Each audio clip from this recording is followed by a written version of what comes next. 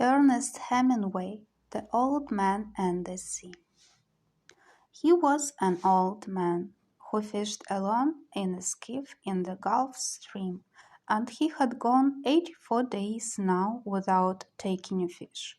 In the first 40 days, a boy had been with him, but after 40 days without a fish, the boy's parents had told him that the old man was now definitely and finally sallow, which is the worst form of unlucky, and the boy had gone at their orders in another boat which caught 3 good fish the first week.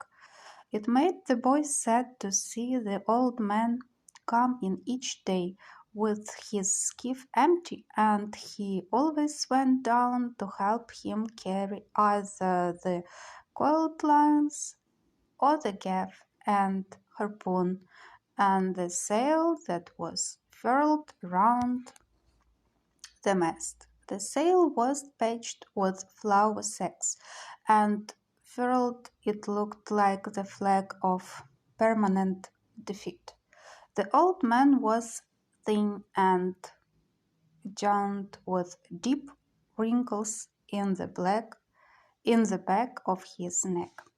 The brown blotches of the benevolent skin cancer the sun brings from its reflection on the tropic sea were on his cheeks.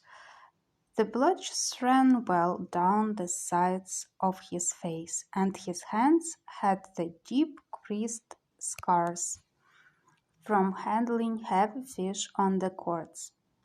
But none of these scars were fresh. They were as old as aerosols in a fishless desert.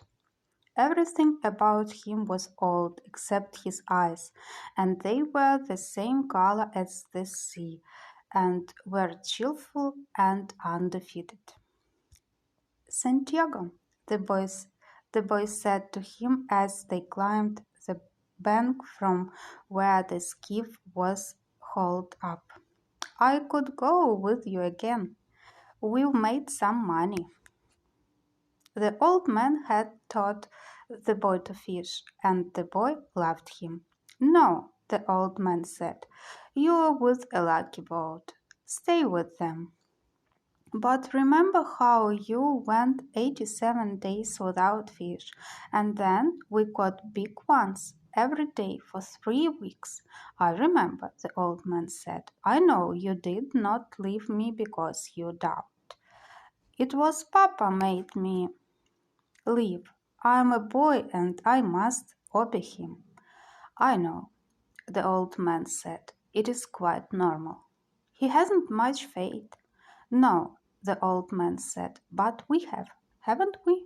Yes, the boy said. Can I offer you a beer on the terrace and then we'll take the stuff home? Why not? The old man said. Between fishermen.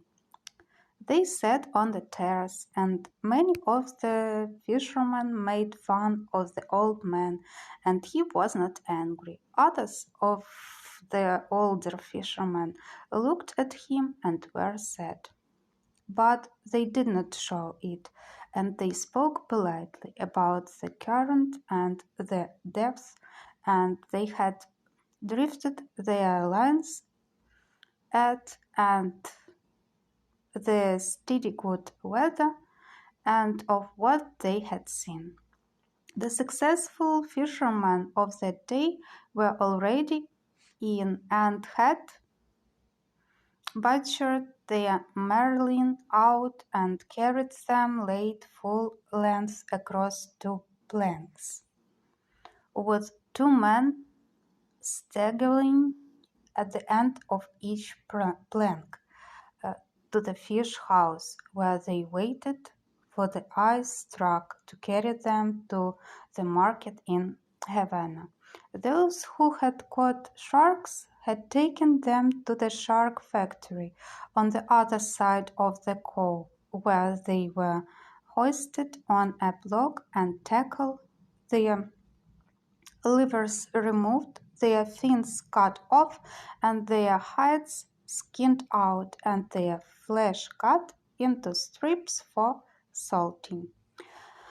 When the wind was in the east, a smell came across the harbor from the shark factory, but today there was only the faint edge of the odor because the wind had backed into the north and then dropped off, and it was pleasant and sunny on the terrace. Santiago, the boy said. Yes, the old man said. He was holding his glass and thinking of many years ago. Can I go out to get sardines for you for tomorrow? No, go and play baseball. I can still row, and Rogelio will throw the net. I would like to go if I cannot fish with you. I would like to surf in some way. You bought me a beer, the old man said. You are already a man. How old was I when you first took me in a boat? 5, and you nearly were killed when I brought the fish into green, and he nearly tore the boat to pieces. Can you remember?